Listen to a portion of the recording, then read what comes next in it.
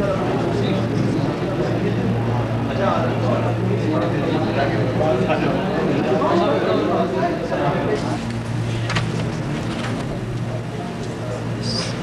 علیکم.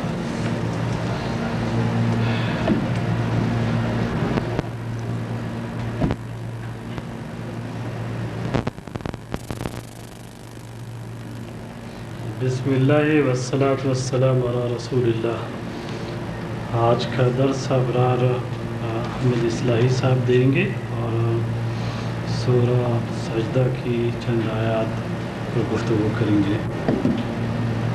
بسم اللہ.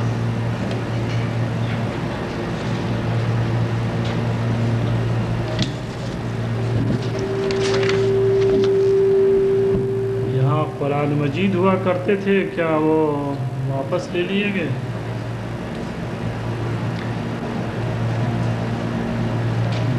اعوذ باللہ من الشیطان الرجیم. بسم اللہ الرحمن الرحیم. ان الذين قالوا ربنا الله ثم استقاموا تتنزل عليهم الملائكة ألا تخافوا ولا تحزنوا وأبشروا بالجنة التي كنتم توعدون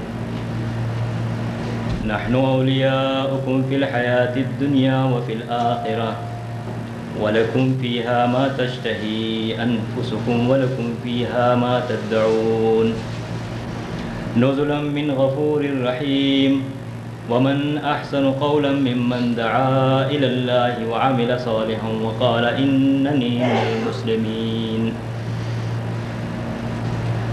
ولا تستوي الحسنة ولا السيئة ادفع بالتي هي أحسن فإذا الذي بينك وبينه عداوة كأنه ولي حميم وما يلقاها إلا الذين صبروا وما يلقاها إلا ذو حظ عظيم وإما ينزغنك من الشيطان نزغ فاستعذ بالله إنه هو السميع العليم.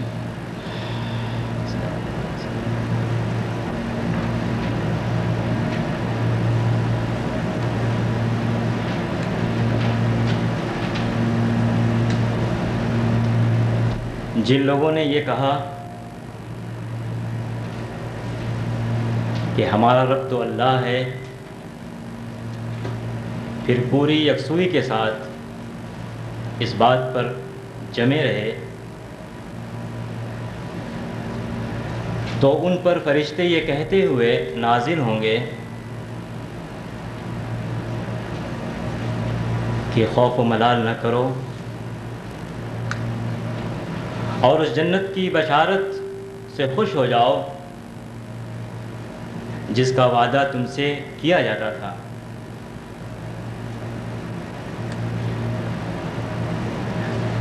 ہم دنیوی زندگی میں تمہارے ساتھ تھے اور آخرت میں بھی تمہارے ساتھ رہیں گے، جہاں کہ جنت میں تمہیں وہ سب کچھ ملے گا جس کا جی تمہیں چاہے گا اور جس کی طلب تمہیں ہوگی، اور یہ سب کچھ اس ہستی کی طرف سے ضیافت میں ہوگا، اعزاز و اکرام میں ہوگا، جو بے حد مغفرت کرنے والی اور بے انتہا مہربان ہے. اس شخص سے بہتر بات کس کی ہو سکتی ہے جس نے اللہ کی طرف دعوت دی اور عمل صالح کیا اور یہ کہا کہ میں مسلمان ہوں. نیکی اور بدی یکساں نہیں ہوتی، اور بدی کو اس نیکی سے دفع کرو جو بہتر ہے. اگر ایسا کرو گے تو وہ جس کے ساتھ تمہاری عداوت ہے گویا گہرا دوست بن جائے گا، اور یہ صفت انہی لوگوں کو عطا ہوتی ہے جو صبر کرنے والے ہیں اور بڑے نصیبے والے ہیں. اور اگر شیطان کی طرف سے تمہیں اکسایا جائے تو اللہ کی پناہ طلب کرو، وہی سب کچھ سننے اور جاننے والا ہے۔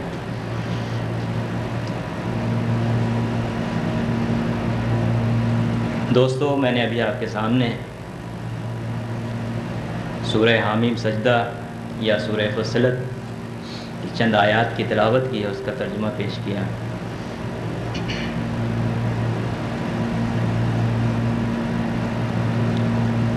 ان آیات کا پس منظر یہ ہے کہ اللہ کے رسول صلی اللہ علیہ وسلم اپنے ساتھیوں کے ساتھ مکے میں اس کتاب کی دعوت دے رہے ہیں۔ آپ کے ساتھی تعداد میں بہت کم ہیں، اس کے بالمقابل وہ لوگ جو اس کتاب کے مخالف ہیں وہ تعداد میں، قوت میں بہت زیادہ ہیں۔ ان کی کوشش یہ ہے، جیسا کہ خود قرآن مجید کی زبان میں کہا گیا ہے، وَقَالَ الَّذِينَ كَفَرُوا لَا تَسْمَعُوا لِهَذَا الْقُرْآنِ وَالْغَوْا فِيهِ لَعَلَّكُمْ تَغْلِبُونَ۔ کافر کفر کے سرغنہ یہ کہتے ہیں کہ اس قرآن کی نہ سنو، یہ قرآن نہ سنو اور اس میں خلل پیدا کرو تاکہ تم غالب آ جاؤ، تاکہ تم قرآن کی آواز کو پھیلنے نہ دو، بڑھنے نہ دو، قرآن کی آواز دبا دی جائے۔ اللہ تعالیٰ نے ایسے لوگوں کے بارے میں اور جو لوگ ان کے پیچھے چلنے والے ہیں ان کے بارے میں اللہ تعالیٰ نے یہ کہا کہ فَلَنُذِيقَنَّ الَّذِينَ كَفَرُوا عَذَابًا شَدِيدًا وَلَنَجْزِيَنَّهُمْ أَسْوَأَ الَّذِي كَانُوا يَعْمَلُونَ، کہ یہ لوگ ان کی جو حرکتیں ہیں، ان کے جو کارسازیاں ہیں، ان کے بدلے میں ہم ان کاموں کی سزا میں ہم انہیں سخت ترین عذاب سے دوچار کریں گے اور ان کے کاموں کا، ان کے برے کاموں کا ہم انہیں بدلہ دیں گے۔ اور وہ لوگ جو ان سرغنوں کی باتیں سن رہے تھے ان کا اس دن کیا رد عمل ہوگا، ان کے بارے میں بھی اللہ تعالیٰ نے فرمایا کہ آج اگر ان کی یہ صورتحال ہے کہ یہ چھائے ہوئے ہیں، انہیں غلبہ حاصل ہے، قرآن کی دعوت کو آگے بڑھنے اور پھیلنے سے روک رہے ہیں، تو اللہ تعالیٰ نے ان کے بارے میں یہ کہا جو میں نے آپ کے سامنے پیش کیا۔ اور وہ لوگ جو ان کے پیچھے چلنے والے ہوں گے وہ یہ کہیں گے، وَقَالَ الَّذِينَ كَفَرُوا رَبَّنَا أَرِنَا الَّذَيْنَ أَضَلَّانَا مِنَ الْجِنِّ وَالْإِنسِ نَجْعَلْهُمَا تَحْتَ أَقْدَامِنَا لِيَكُونَ مِنَ الْأَسْفَلِينَ، کہ اے اللہ اگر آپ ہمیں موقع دیں اور ان لوگوں کو حاضر کریں جنہوں نے ہمیں بہکایا، گمراہ کیا، تو ہمیں تو اتنا غصہ ہے آج کہ ہم اپنے پیروں تلے انہیں روٹ ڈالیں اور انہیں ذلیل کریں۔ تو یہ پس منظر ہے کہ قرآن کی دعوت کو آگے بڑھنے سے روکا جا رہا ہے، رسول اللہ صلی اللہ علیہ وسلم سے کی مخالفت کی جا رہی ہے، اور کچھ لوگ ہیں جو آگے ہیں اور کچھ لوگ ہیں جو ان کے ساتھ چلنے والے ہیں، ان کی زبان میں یہ کہا جا رہا ہے کہ ان کا انجام، ان کی آخرت بڑی خراب ہونے والی ہے۔ اس کے بالمقابل ان لوگوں کا ذکر ہے جن کا تعلق دوسرے گروہ سے ہے۔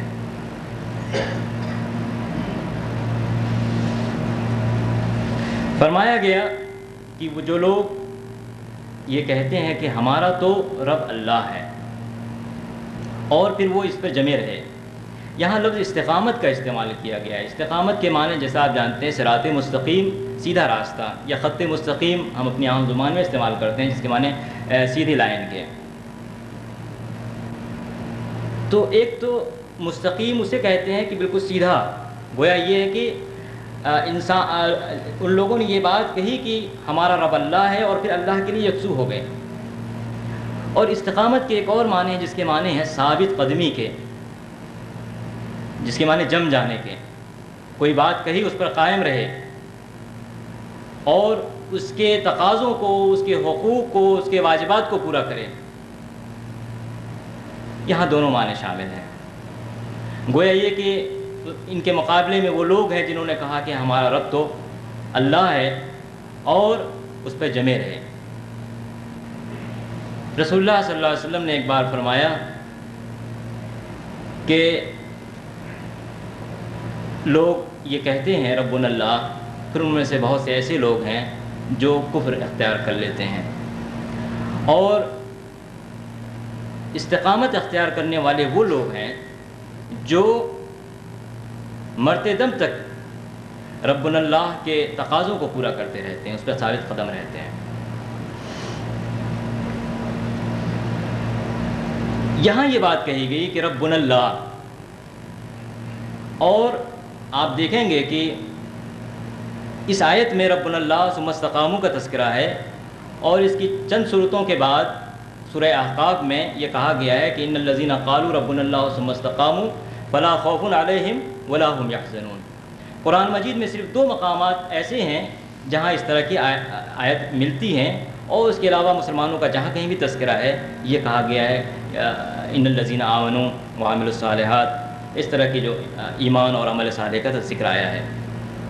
اس سے یہ معلوم ہوتا ہے کہ ربنا اللہ کی جو بات ہے اس کے اندر کوئی نیاپن ہے، کوئی خصوصیت ہے، کوئی امتیازی حیثیت حاصل ہے۔ اللہ تعالیٰ نے ہم سے یہ عہد لیا تھا کہ الستُ بربکم، کیا میں تمہارا رب نہیں ہوں؟ لوگوں نے کہا تھا کہ بلا، ہم ہیں، ہم آپ ہیں ہمارے رب، ہم آپ کے بندے ہیں۔ تو اس دنیا میں شعوری طور پر انسان اس عہد کی تجدید کرتا ہے اور اس کے تقاضوں کو پورا کرنے کی کوشش کرتا ہے۔ تو یہی بات ہے کہ یہ کہنا کہ ربنا اللہ، ہمارا رب صرف اللہ ہے، اصل میں دشواری یہ ہے کہ اس دنیا میں کئی چیزیں ایسی ہیں کہ جو ربنا اللہ کے تقاضے کو پورا کرنے میں رکاوٹ ثابت ہوتی ہیں۔ سب سے بڑی چیز ہے شیطان کا وجود۔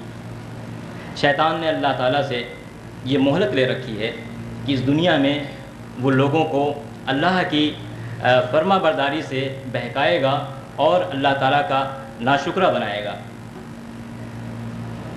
اسی طرح سے آپ دیکھیں کہ خود اس دنیا میں جو کچھ بھی ہے، اگر انسان آسمانی ہدایت سے الگ رہ کر اس دنیا میں رہنا چاہے تو اس دنیا کا جو مادی وجود ہے، اس دنیا کا جو مادی وجود ہے وہ اس کو حیوانیت کی طرف لے جاتا ہے۔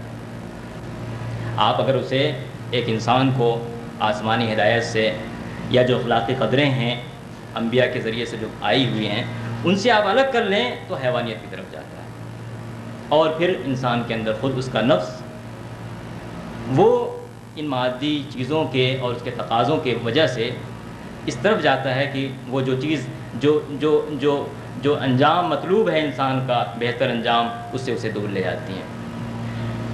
تو یہ کہا گیا کہ ان ربنا اللہ ثم استقاموا، کہ جن لوگوں نے یہ کہا کہ ہمارا رب تو اللہ ہے اور اس پہ جمے رہے۔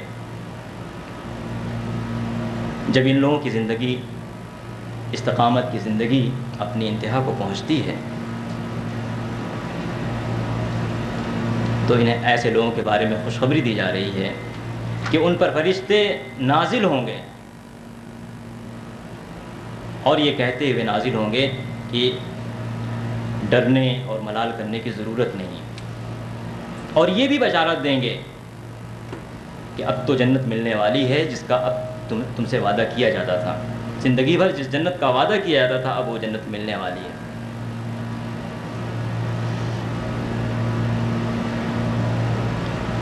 اور یہ یقین دہانی بھی کرائیں گے کہ ہم دنیاوی زندگی میں آپ کے ساتھ تھے اور آخرت میں بھی ہم آپ کے ساتھ رہیں گے۔ یہاں یہ جو رفاقت ہے فرشتوں کی، اس کو اس ضمن میں آپ دیکھیں کہ دنیاوی زندگی میں جہاں ایک طرف وہ لوگ ہوں گے کفر کے سرغنے اور ان کے پیچھے چلنے والے، جو قیامت کے دن اس بات کو یاد کریں گے کاش کہ ہمارے سامنے انہیں حاضر کیا جائے اور پھر ہم بتائیں کہ ہم کے ساتھ کیا کریں۔ اس کے بالمقابل مومنین کا یہ حال ہوگا کہ فرشتوں کی طرف سے بشارت ہوگی کہ جنت کی بشارت ہوگی، اور یہ کہا جائے گا کہ ہم دنیاوی زندگی میں بھی آپ کے ساتھ تھے اور آخرت میں بھی ہم آپ کے ساتھ رہیں گے۔ گویا یہ ایک ایسی رفاقت ہے بابرکت رفاقت ہے جو ان مومنین کے ساتھ ہوگی۔ مسلمانوں کو یقین دلایا جا رہا ہے کہ اگرچہ حالات دشوار گزار ہیں، اگرچہ حالات بہتر نہیں ہیں، مشکلات سے بھرپور ہیں، لیکن اس کے باوجود فرشتوں کی رفاقت آپ کے ساتھ ہیں۔ فرشتوں کا نازل ہونا ایک ایسا مسئلہ ہے کہ سوائے مولانا ابوالعلا مودودی علیہ الرحمہ اور سید قطب کے جتنے قدیم مفسرین ہیں، سب نے اس کے معنی فرشتوں کے نزول سے نزول مراد لیا ہے موت کے وقت فرشتوں کا حاضر ہونا، اور بعض نے یہ کہا ہے کہ اس سے مراد برزخ میں بھی فرشتوں کا آنا یا قیامت میں فرشتوں کا آنا۔ یہ مکی سورہ ہے، اور مکی سورے میں مشرکین کے نزدیک جو فرشتوں کا تصور تھا وہ یہ کہ اللہ کی بیٹیاں ہیں، اور انہیں خصوصی حیثیت حاصل ہے اللہ کی بادشاہی میں، جس کے لیے سفارش کر دیں اس کا کام بن جائے، اور اللہ کے ساتھ شرک کا یہ بہانہ بھی ڈھونڈتے تھے کہ اللہ کی بیٹیاں ہیں، انہیں اللہ کی بیٹیاں بناتے تھے۔ مکی زندگی میں یہ آیتیں نازل ہو رہی ہیں اور بتایا جائے گا کہ جہاں ایک طرف کفار کا یہ انجام ہوگا، مومنین کا یہ انجام ہوگا کہ جیسے ہی وہ اپنی استقامت کی زندگی کو ختم کرنے کے قریب ہوں گے، فرشتوں کی آمد شروع ہو جائے گی اور وہیں سے انہیں بشارت دی جانے لگے گی۔ اس میں کوئی شک نہیں، خود فرشتوں نے یہ بات کہی کہ ہم دنیاوی زندگی میں مومنین کے ساتھ ہیں، جیسا کہ کہا گیا ہے، تو یہ کوئی بعید بات نہیں ہے، فرشتے ہمارے ساتھ تو رہتے ہی ہیں، ہمارا حساب کتاب، ہمارے جو کھاتے بہی کے حسابات ہیں ان کو وہ دیکھ ریکھ کرتے ہیں، انہیں ان کے لکھتے رہتے ہیں، نگرانی کرتے ہیں۔ لیکن اس طرح کی بات قرآن مجید میں وہی ملتی ہے کہ فرشتے دنیاوی زندگی میں خصوصی طور پر نازل ہوں اس انداز سے، کہ مدنی زندگی میں ہمیں ایسا ملتا ہے کہ جب کہ بدر کے موقع پر کفار ٹوٹ کے مدینے آئے اور جنگ کا موقع تھا، اس جنگ میں اللہ تعالیٰ نے کی طرف سے مسلمانوں کو فتح حاصل ہوئی اور کفار کو شکست ملی۔ وہ آیات ان کے سامنے رکھی گئیں کہ مومنین کے ساتھ فرشتوں کی فوج ہے، فرشتوں نے مومنین کو مدد کی، اور اس فتح یابی میں اللہ تعالیٰ کی طرف سے فرشتوں کی مدد آئی تھی۔ یہ وہ چیز تھی جہاں ان کو شکست ہوئی تھی، ان کے بڑے بڑے لیڈر مارے گئے تھے، وہاں ان کے سامنے ایک بہت بڑا ایک نفسیاتی مسئلہ تھا کہ اب تو فرشتوں کی مدد بھی مسلمانوں کے پاس آنے لگی ہے۔ مکی صورتوں میں جہاں کہیں بھی ہمیں ملتا ہے، ایسا نہیں ہوا کہ مسلمانوں کو اذیت دی جا رہی ہو، تکالیف پہنچائی جا رہی ہوں، فرشتے آئے ہوں، انہوں نے کوئی رکاوٹ ڈال دی ہو، منع کر دیا ہو، ایسی کوئی بات ہمیں نہیں ملتی۔ فرشتوں کا یہ دور، ان کا یہ جو کردار ہے، وہ تو یہ معلوم ہی ہے کہ وہ مسلمانوں کو ڈھارس بندھاتے ہیں، دل جمعی کرتے ہیں، یہ سب تو کرتے ہی ہیں، اور ان لوگوں کو جو نیکی کی طرف بڑھنا چاہتے ہیں نیکی کی راہ ہموار کرتے ہیں۔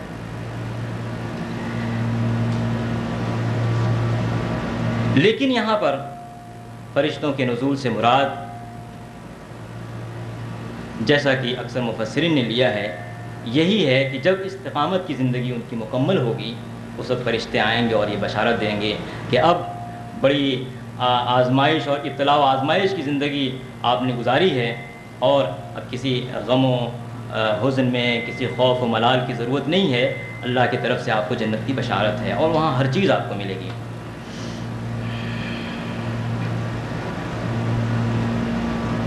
کہا گیا کہ جو کچھ آپ چاہیں گے جنت میں ملے گا۔ کیوں؟ یہاں اس کا ذکر نہیں ہے کہ آپ یہ دیکھیں کہ حوروں کا تذکرہ بھی نہیں، ان محلات کا ذکر بھی نہیں، پھلوں کا ذکر بھی نہیں جو کہ مومنین کو دیے جائیں گے وہاں پر، اس آرام و آسائش کا بھی ذکر نہیں۔ یہاں تو ایک بات کہہ دی گئی اور بات ختم کر دی گئی کہ جو چاہیں گے ملے گا۔ کیوں؟ اس لیے کہ اس ابتلاء و آزمائش کے دور میں انہوں نے یہ کیا تھا کہ اپنی ساری خواہش کو، اپنے نفس کے تمام تقاضوں کو انہوں نے یہ کہا تھا کہ کچھ بھی نہیں ہے، ہم نے اپنی زندگی اللہ کے حوالے کر دی ہے، ہمارا رب تو اللہ ہے، اب ہماری اپنی کوئی چیز نہیں، ہماری پوری زندگی اللہ کے سپرد ہے۔ جب یہ صورتحال ہو تو آپ یہ دیکھیں کہ اللہ کیسے ان کو تول تول کر ناپ ناپ کر دے۔ اللہ نے تو یہ اعلان کر دیا کہ جو چاہیں گے وہ ملے گا وہاں ان کو۔ یہ ہے اس کا تناسب، اور یہ اس کی نسبت ہے کہ جن لوگوں نے یہ کہا کہ صاحب ہماری پوری زندگی اللہ کے لیے اس پر جمے رہے، اللہ کی طرف سے ان کے لیے اعلان ہے کہ انہیں جنت ملے گی، اور جنت میں جو کچھ چاہیں گے وہ سب کچھ ملے گا۔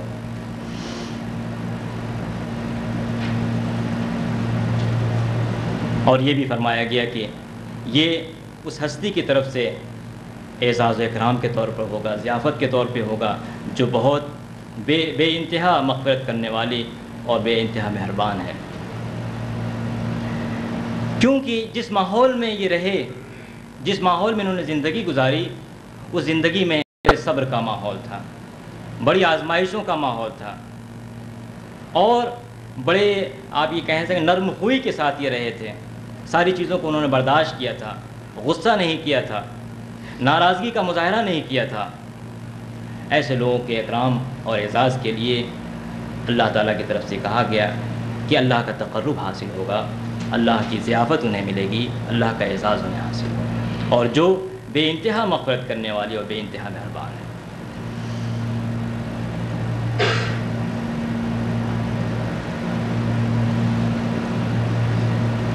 آپ دیکھیں کہ ان کے بارے میں یہ کہا جا رہا ہے، ان کے انجام کا، ان کی جو انہیں جزا ملنے والی ہے، جو انعام ملنے والا ہے، اس کے بارے میں ذکر کیا جا رہا ہے۔ اس کے بعد یہ بات کہی گئی کہ اس سے اچھی بات کس کی ہو سکتی ہے جو اللہ کی طرف دعوت دے اور عمل صالح کرے اور یہ کہے کہ میں تو مسلمان ہوں۔ ایسا کیوں؟ ایسا اس لیے کہ آپ دیکھیں کہ دنیا میں کوئی بھی گروہ، کوئی نظریاتی گروہ، کوئی اصولی گروہ اگر اپنی بقا چاہتا ہے تو اسے اس کے لیے لازم ہے کہ جن اصولوں پر وہ قائم ہے، جن قدروں کو اس نے اختیار کیا ہے، اس کی تبلیغ بھی کرے، اس کی طرف دعوت بھی دے۔ اگر اس کی دعوت نہیں دیتا تو آپ یقین جانیے اس کی بقا کی کوئی ضمانت نہیں دی جا سکتی۔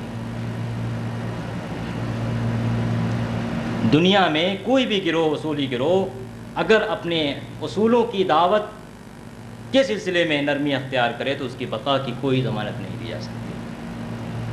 یہی وجہ ہے کہ شروع دن سے رسول اللہ صلی اللہ علیہ وسلم اور آپ کے ساتھیوں کا جو سب سے بڑا زندگی کا مقصد تھا وہ یہ کہ جس بات کو ہم صحیح سمجھتے ہیں اس بات کو دنیا والوں تک پہنچائیں گے۔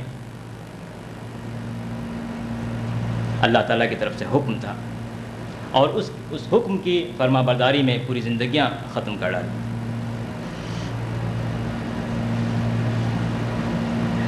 اللہ کی دعوت کس لیے؟ یہ تو میں نے اصولی گروہ کی بات کی، اللہ کی دعوت کس لیے؟ آئیے ذرا دیکھیں، یہاں لفظ اللہ کا استعمال کیا گیا ہے، دعوت اللہ۔ دعوت اللہ میں وہ ساری چیزیں شامل ہیں، اللہ کی طرف دعوت، اللہ کی توحید کی طرف دعوت، اللہ کی ربوبیت کی طرف دعوت، اللہ کی الوہیت کی طرف دعوت، اللہ کے دیے ہوئے نظام حیات کی طرف دعوت، اللہ کے رسولوں کے احترام کی دعوت، اللہ کی دی ہوئی شریعت کے نفاذ کی دعوت۔ غرض یہ کہ وہ ساری چیزیں جن کا تعلق اللہ کی ذات سے، آپ یہ چیزیں اگر ہم اسلام کی طرف دعوت دیتے ہیں تو ہے کیا چیز؟ اللہ کا دین ہی تو ہے۔ اگر ہم آخرت کے بارے میں بتاتے ہیں تو آخرت کیا ہے؟ اللہ تعالیٰ کی جزا و سزا کے دن کی دعوت ہے۔ اگر ہم انبیاء کے کے اعتراف اور ان کے احترام کے لیے دعوت دیتے ہیں۔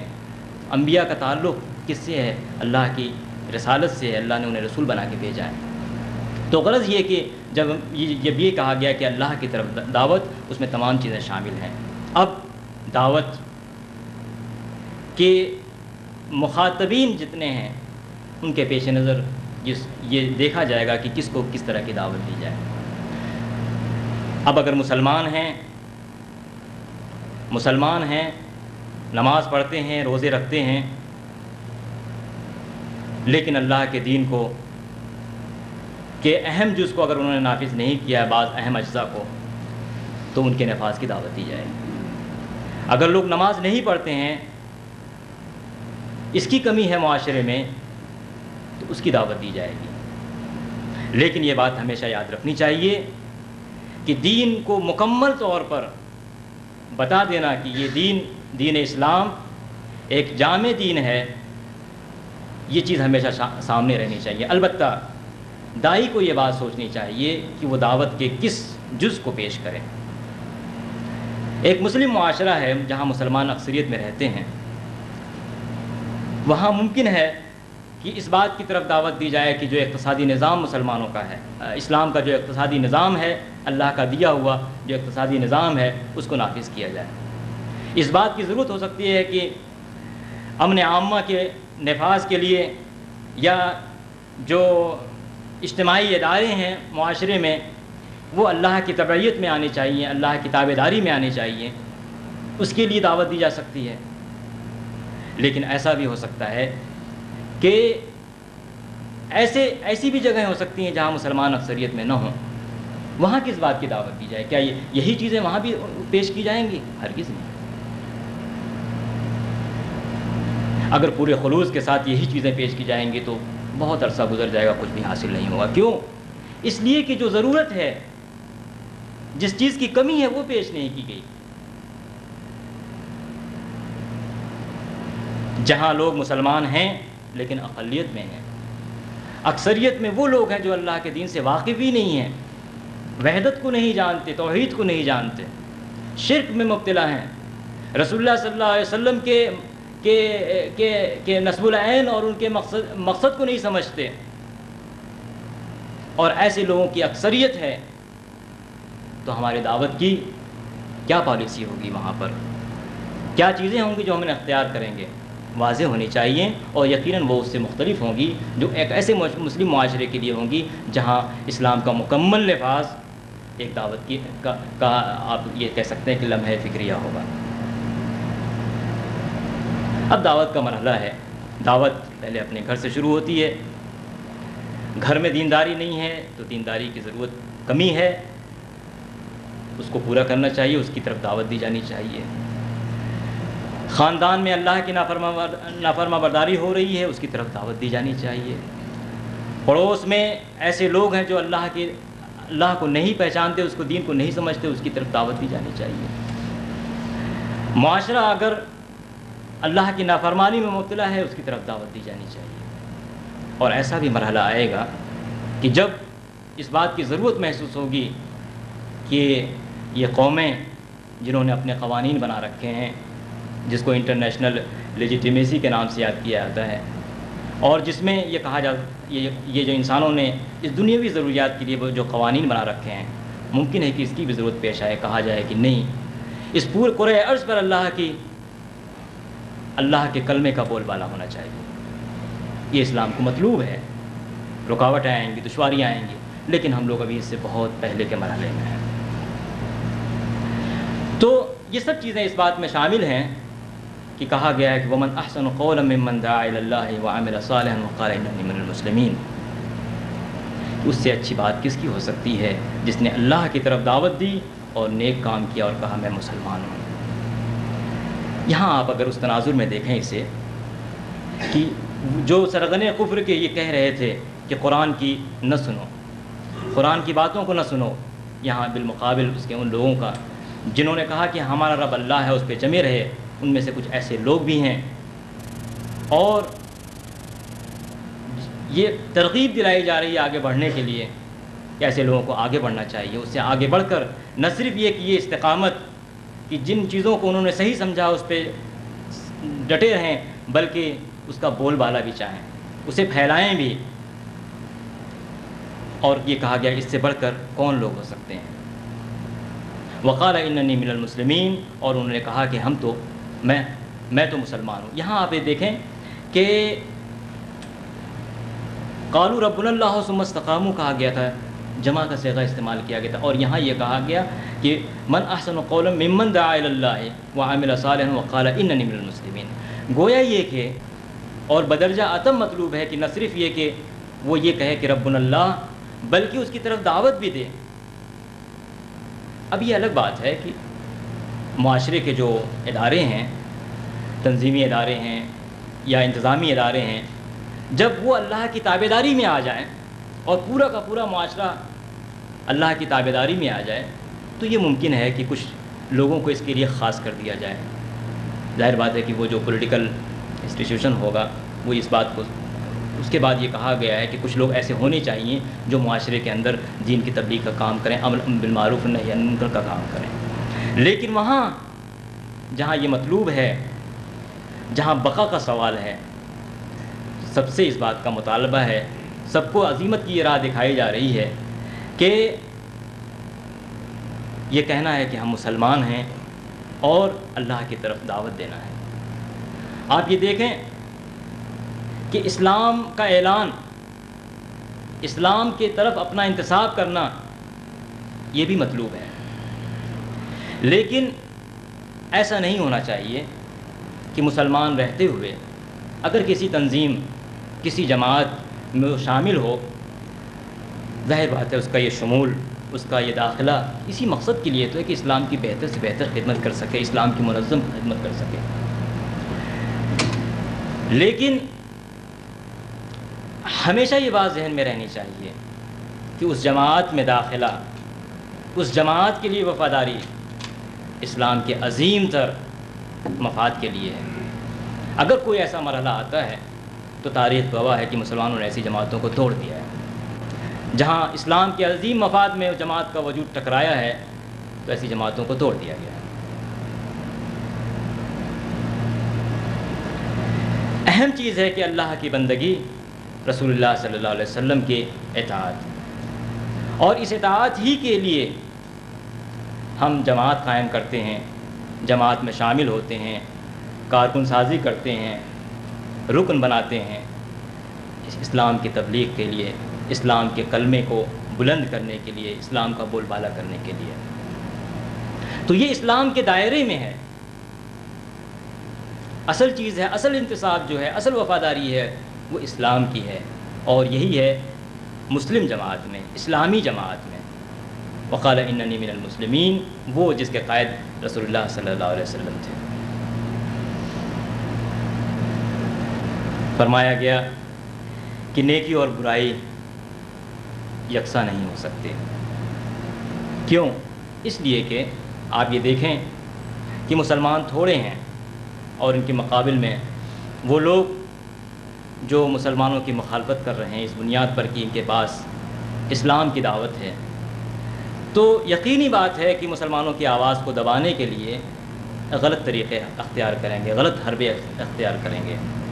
فرمایا گیا کہ ان کے ان حربوں کا، ان کے ان مخالفتوں کا، ان کے دشمنی کا مقابلہ اسی درجے کی دشمنی سے نہیں دینا ہے.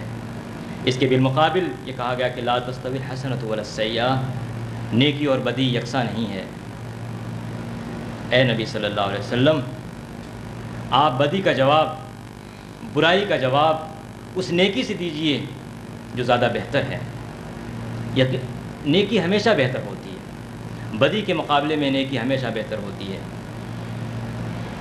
اور اگر ایسا کیا گیا تو یہ بتایا گیا کہ آپ کے درمیان اور جس کے درمیان دشمنی ہے، یہ دشمنی ظاہر بات ہے نہ، یہ دشمنی صرف اللہ واسطے دشمنی ہے. ایک اللہ کا مخالف ہے، اللہ کا دشمن ہے، اور ایک اللہ کا دوست ہے، اللہ کے لیے کام کر رہا ہے. تو یہ دشمنی اللہ واسطے دشمنی ہے. تو اس لیے کہا یہ گیا ہے کہ وہ گہرا دوست، گویا کہ وہ گہرا دوست بن جائے گا. کیوں کر ایسا ہوگا؟ آپ یہ دیکھتے ہیں کہ رسول اللہ صلی اللہ علیہ وسلم کی جماعت جب آپ نے یہ دعوت شروع کی تھی اس وقت سے لے کر چند افراد کو چھوڑ کر جو کفر کے سرغنے تھے، باقی آپ دیکھتے ہیں کہ سارے کے سارے رسول اللہ صلی اللہ علیہ وسلم کے دوست بنتے چلے گئے۔ تو یہ تاریخی حقیقت ہے کہ نیکی سے بدی کا جواب دینا یہ غلبہ حاصل کرنے کی ایک مجرب ترکیب ہے۔ فرمایا گیا ہے کہ لیکن ایسا نہیں ہے کہ یہ سلوک، یہ طریقہ یا یہ اوصاف آسانی سے پیدا ہو جائیں۔ وما یلقاها الا الذین صبروا، اور یہ صفت انہی لوگوں کو دی جاتی ہے، انہی لوگوں کو ودیت کی جاتی ہے، انہی لوگوں کو عطا کی جاتی ہے جو صبر کرنے والے ہیں، جو آزمائشوں میں برداشت کرنے والے ہیں، جن کے پاس تحمل ہے، جن کے پاس بردباری ہے، جن کے پاس نرم خوئی ہے، ایسے لوگوں کو یہ اوصاف ملتے ہیں۔ وما یلقاها الا ذو حظ عظیم، اور یہ مقام ان لوگوں کو ملتا ہے جو بڑے نصیبے والے ہیں۔ اور یہ بھی آگاہ کر دیا گیا کہ وَإِمَّا يَنزَغَنَّكَ مِنَ الشَّيْطَانِ نَزْغٌ فَاسْتَعِذْ بِاللَّهِ، اگر شیطان کی طرف سے اکسایا جائے، ورغلایا جائے، کوئی چال چلی جائے تو اللہ کی پناہ پکڑی جائے۔ کیوں؟ اس لیے کہ مسلمان نے اس بات کا عہد کیا ہے کہ ہم اللہ کی پناہ میں ہیں، اور اس بات کا عہد کیا ہے کہ ہم اپنا رب اللہ کو مانتے ہیں۔ اللہ نے جو اس کے لیے نظام زندگی متعین کیا ہے، اللہ نے اس کے لیے جو آداب زندگی بتائے ہیں انہیں کو اختیار کرے گا، اور قوت بھی اللہ سے حاصل کرے گا۔ فرمایا گیا کہ انہ هو السمیع العلیم، اور اللہ ہی تعالیٰ سب کچھ سننے اور جاننے والا ہے، چونکہ وہ خالق ہے، اس نے پیدا کیا ہے سارے رازوں کو، اور سارے پوشیدہ حقائق کو اللہ ہی تعالیٰ سمجھتا ہے۔ اس لیے اللہ تعالیٰ کی طرف سے ہدایت ہے کہ جب شیطان کی طرف سے ورغلایا جائے، اکسایا جائے، کوئی چال چلی جائے تو اللہ کی پناہ پکڑی جائے۔ آپ یہ دیکھیں کہ ان آیات میں دو باتوں کی طرف بڑی وضاحت کے ساتھ کہا گیا ہے۔ ایک، جن لوگوں نے یہ کہا کہ ہمارا رب اللہ ہے اور پھر اس پہ جمے رہے، اور دوسرا پہلو ہے کہ وہ لوگ جنہوں نے اللہ کی طرف دعوت دی اور عمل صالح کیا اور یہ کہا کہ ہم مسلمان ہیں۔ یہ وہ لوگ ہیں جو دنیاوی زندگی میں برائی کو دیکھ نہیں سکتے، برائی کے بالمقابل جو کچھ ان کے پاس نیکی ہے اس کو آگے بڑھانے کی کوشش کرتے ہیں۔ ایک چیز یہاں پہ ذہن میں رکھنے کی ہے کہ کوئی تنظیم، اگر دعوتی تنظیم برپا ہوتی ہے تو اس کے برپا ہو جانے کے بعد ایسا نہیں ہے کہ ساری ذمہ داریاں افراد سے اس تنظیم کے پاس چلی جاتی ہیں۔ دعوت تو ہر فرد سے مطلوب ہے، اور اگر یہ سمجھ لیا گیا ہے کہ کسی تنظیم میں شعبہ بنا دیا گیا، کسی تنظیم میں کچھ ذمہ دار بنا دیے گئے دعوت کے، اور یہ ذمہ داری اب ان تک محدود ہے، اب افراد کی کوئی ذمہ داری نہیں، تو یہ آیات کم از کم ہمارا ساتھ نہیں دیتی ہیں، اور ہم سے یہ مطالبہ کرتی ہیں کہ اگر کوئی اللہ کے نزدیک اچھا بننا چاہتا ہے تو اسے اللہ کی طرف دعوت دینی ہے، عمل صالح کرنا ہے، اور اس بات کا اظہار کرنا ہے کہ ہم مسلمان ہیں، اعلان کرنا ہے کہ مسلمان ہیں، اس کے جتنے تقاضے اسے پورے کرنے ہیں۔ اللہ تعالیٰ سے دعا ہے کہ مجھے اور آپ سب کو ان آیات پر عمل کرنے کی توفیق عطا فرمائے۔ وآخر دعوانا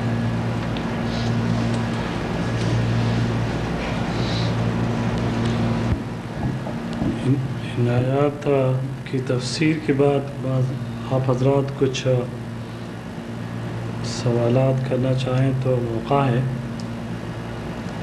کسی نکتے کی مزید کوئی دوست وضاحت کرنا چاہے تو اس کا بھی موقع ہے۔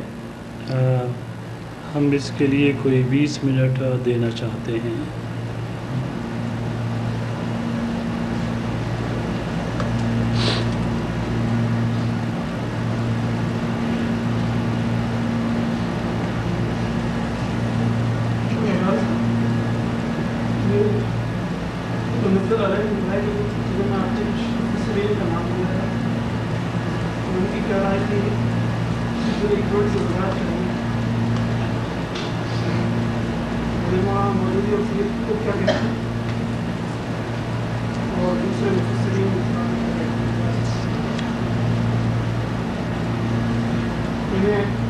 قدیم مفسرین تو اس کو محدود رکھتے ہیں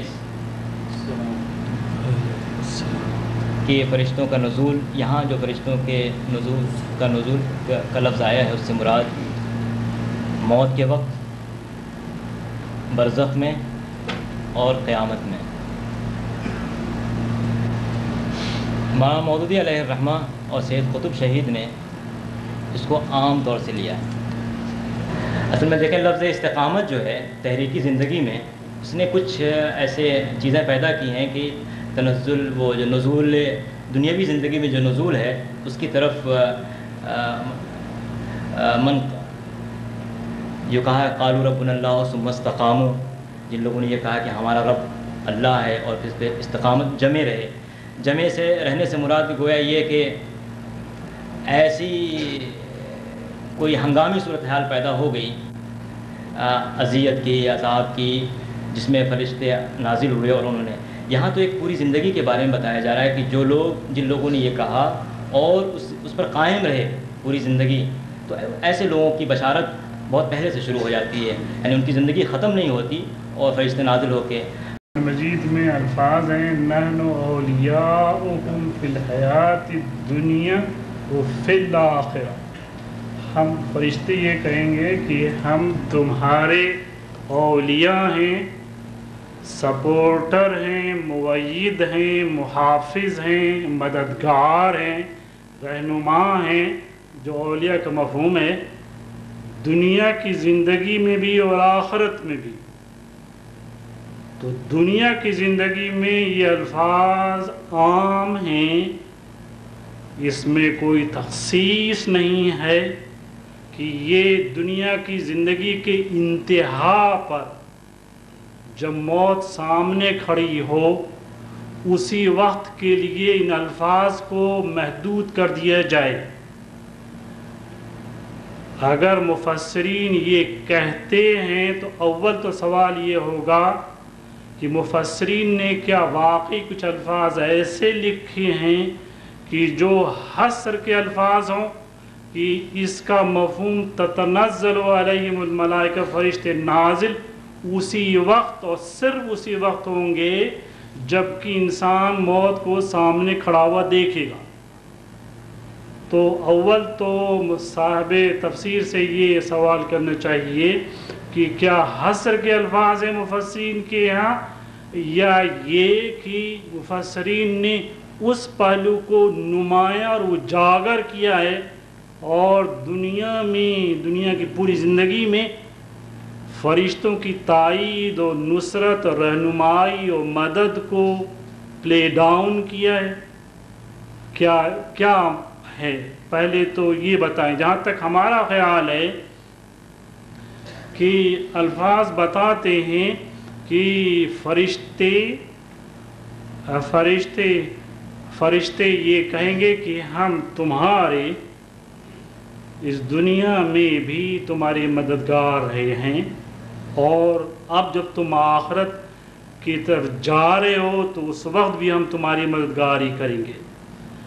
حدیث میں آتا ہے غالباً محدث سے مفسرین نے اس حدیث کو پیش نظر رکھا ہے جس میں یہ ہے کہ جب نیک بندے کی نظر کی کیفیت ہوتی ہے تو فرشتے نازل ہوتے ہیں، اس میں سے کچھ فرشتے تو دور بیٹھ جاتے ہیں اور کچھ قریب آتے ہیں اور کہتے ہیں کہ اے نیک روح اپنے قالب سے نکلا، تو وہ گویا وہ روح نکلتی ہے اور وہ لوگ اسے فرشتے پھر دوسرے فرشتے جوائن کرتے ہیں، شامل ہوتے ہیں اور اسے ویلکم کرتے ہیں اس روح کو، اور پھر وہ اس روح کو لے جاتے ہیں آسمان کی طرف، اور اس کے برخلاف جب انسان کوئی بدکار مرتا ہے تو اس کے ساتھ دوسری کیفیت ہوتی ہے۔ تو اس حدیث اور اس طرح کی دوسری حدیث کے تحت بعض مفسرین نے تفصیل کے طور پر نزع کی کیفیت آخرت والی بات کو اجاگر کیا ہوگا، لیکن میں یہ سمجھتا ہوں کہ قرآن مجید کے الفاظ کے پیش نظر کہ ہم دنیا میں بھی تمہارے مددگار ہیں، مفسرین نے یہ کہا ہوگا کہ یہ آیت صرف آخرت سے متعلق ہے۔ بات آپ کو واضح ہوئی کچھ یا نہیں؟ میں بتاؤں، مجھے موقع دیں جی جی۔ اچھا، میں مزید یہ عرض کرنا چاہوں گا کہ فرشتوں کا نزول ایک تو ہوتا ہے جیسے بدر میں ہوا تھا کہ جنگ بدر کے وقت وہ بڑے نمایاں ہر شخص کو محسوس ہو رہا تھا کہ یہ صرف مسلمان نہیں لڑ رہے ہیں، بلکہ کوئی غیب سے بڑی غیر معمولی مدد ہو رہی ہے۔ دوسرے الفاظ میں فرشتے بعض اوقات اس طرح نازل ہوتے ہیں کہ انسانوں کو غیر معمولی مدد کا احساس ہونے لگتا ہے، اور بعض اوقات ایسا بھی ہوتا ہے، اور یہ اکثر ہوتا ہے، کہ فرشتے انسانوں کی، مسلمانوں کی رہنمائی کرتے رہتے ہیں، جس کا احساس بعض اوقات ایک مومن بندے کو نہیں ہوتا۔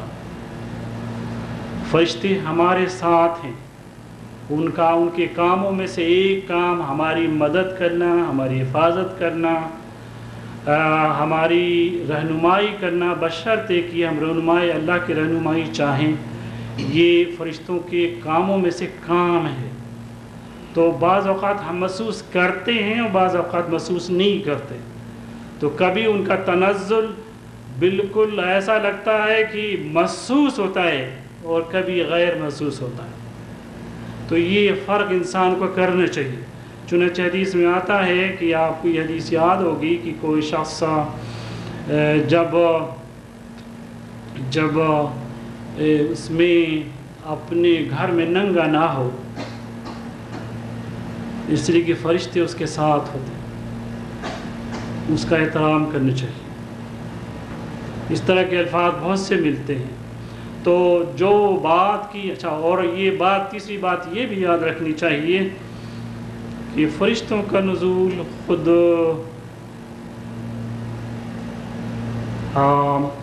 نبی صلی اللہ علیہ وسلم اور آپ کی تحریک اور آپ کے صحابہ کی مدد تک محدود نہیں تھا۔ اگر آپ کے صحابہ کو غیر معمولی مدد فرشتوں نے پہنچائی ہے، تو بات کے آنے والے لوگ جو آپ کی راہ اور آپ کی سنت کی اتباع کرتے ہوئے اور آپ کی دعوت کے علمبردار ہوں گے، تو فرشتے آئندہ بھی کبھی معمولی اور کبھی غیر معمولی طور پر مدد فرماتے رہیں گے، مدد کرتے رہیں گے۔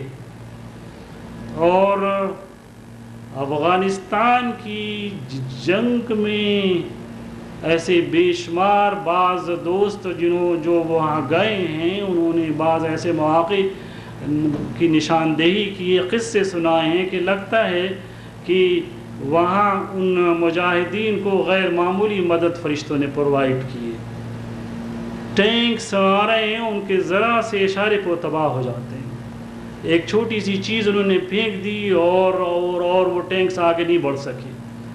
تو آپ کو کیا معلوم ہے کہ اللہ کے فرشتے کیا اس وقت بالکل ہاتھ پاؤں توڑ کے بیٹھ جاتے ہیں؟ اس لیے کہ وہ مجاہدین کی مدد تو کرتے رہتے ہیں۔ بہرحال مجھے یہ چند باتیں آپ سے کہنی تھیں۔ اگر اصل میں کوئی مسلمان فرشتوں کی رفاقت سے دنیاوی زندگی میں انکار نہیں کر سکتا۔ یہ قرآن کا صاف اعلان ہے کہ نحن اولیاؤکم فی الحیات الدنیا و فی الآخرہ۔ اگر ہم اس معنی میں نہیں بھی لیتے مددگار، معاون، بلکہ اس معنی میں لیتے ہیں جن معنی میں اولیاء اللہ ہم المفلحون کہا گیا ہے، کہ گویا اللہ کے دوست، اللہ کے ساتھی، تو اس معنی میں کہ فرشتوں کی رفاقت سے تو کسی کو انکار نہیں۔ لیکن یہ جو بات ہے تتنزل علیہم الملائکۃ، یہاں جو بات ہے نحن اولیاؤکم فی الحیات الدنیا و فی الآخرہ، اس سے کوئی انکار نہیں کہ فرشتے دنیاوی زندگی میں ہمارے ساتھ رہتے ہیں۔ مسلمانوں کے لیے جو اللہ کے راستے میں استقامت کی راہ اختیار کرتے ہیں، ان کی دل جمعی کا، ان کے دلی سکون کا باعث بنتے ہیں، ان کے لیے راستہ ہموار کرتے ہیں، لیکن انہیں محسوس نہیں ہوتا۔ اور آخرت میں بھی وہ مسلمانوں کے لیے جنت میں دعائیں دیں گے، ان کو بشارت دیتے رہیں گے، ان کو سلام کرتے رہیں گے۔ میں تو یہ صرف کہہ رہا تھا کہ یہ جو آیت ہے کہ ثم استقاموا تتنزل علیہم الملائکۃ الا تخافوا ولا تحزنوا وابشروا بالجنۃ التي کنتم توعدون، اور اس جنت کی بشارت لے لو جس کا زندگی میں تم سے وعدہ کیا جاتا تھا، کنتم توعدون۔ اور اس کی ایک میں دلیل آپ کے سامنے پیش کرتا ہوں۔ دنیاوی زندگی میں فرشتوں کے کردار سے کوئی انکار نہیں ہے، البتہ اس آیت کے اس محدود تناظر میں جو بات مفہوم لیا جانا چاہیے، اور جیسا کہ لیا ہے صحابہ اور تابعین نے، قدیم مفسرین نے لیا ہے، وہی اس سے مفہوم لیا جانا چاہیے۔ بہرحال یہ میری رائے ہے، ہو سکتا ہے آپ اختلاف کر سکتے ہیں، لیکن آپ دیکھیں کہ سورہ انفال میں، سورہ نحل میں